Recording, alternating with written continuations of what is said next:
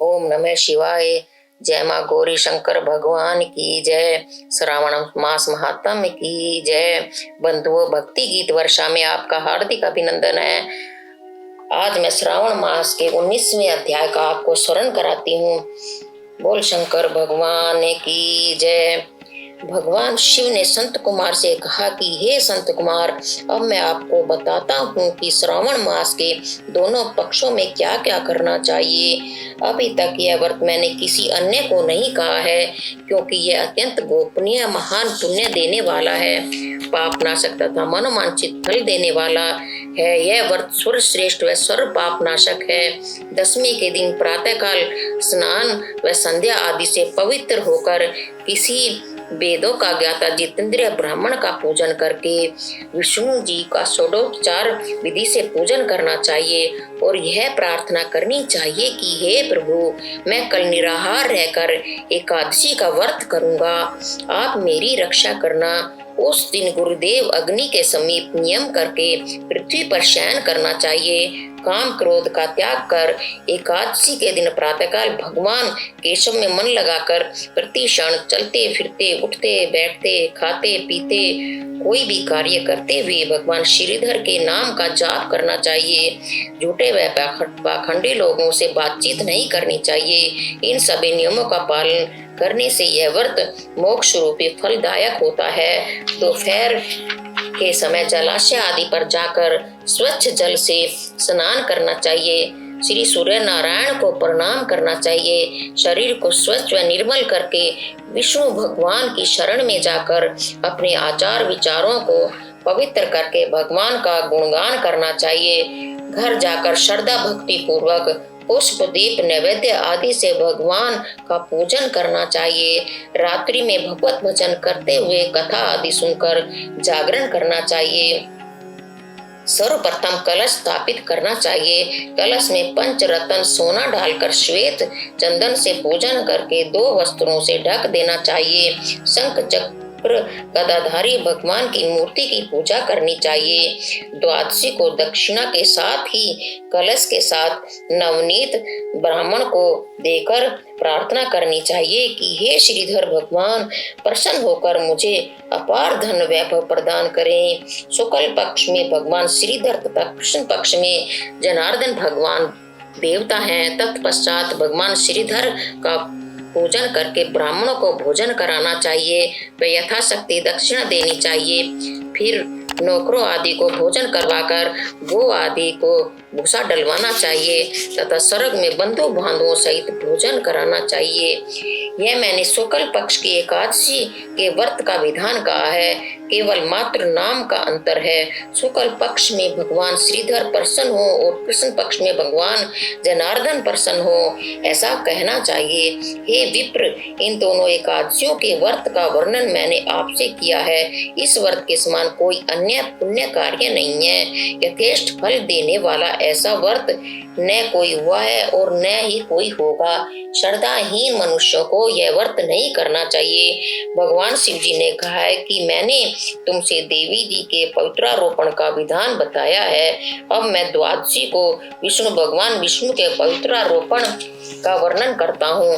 विष्णु भगवान के पवित्रारोपण की विशेष विधि है, इसे आप ध्यान पूर्वक सुने। ब्राह्मण, क्षत्रिय, वैश्य, स्त्री व शूद्र आदि सभी अपने अपने वर्ण के अनुसार पवित्रारोपण करना चाहिए।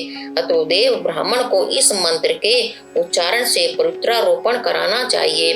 स्त्री तथा शूद्र नाम मंत्र से, अर्थात जिस मंत्र के द्वारा पूजन किया गया है उस मंत्र से पवित्रारोपण करना चाहिए। ब्राह्मण, क्षत्रिय व वैश्य आदि तीनों वर्णों को कदुरदाय इस मंत्र के उच्चारण से शिव जी का पवित्रारोपण करना चाहिए। सतयुग में मणियों की, त्रेता में स्वर्ण की, द्वापर में रेशम तथा कलयुग में रुई की पवित्रा बनाकर अर्पण करनी चाहिए। सन्यासी को मानसिक पवित्रारोपण करने चाहिए। सर्वप्रथम बांस की टोकरी में पवित्रा को रखकर वस्त्र से ढककर भगवान के समक्ष रख कर कहें, हे प्रभु, मैं पवित्रारोपण का यह कार्य आपकी प्रसन्नता के लिए कर रहा हूँ। मेरा कार्य निर्विघ्न पूरा हो जाए व आप मुझ पर दया करें। इस पवित्रा से मैं आपको प्रसन्न करता हूँ। आज से लेकर वर्ष पर्यंत व्रत काम कुरादिति से हानिकारक न हो।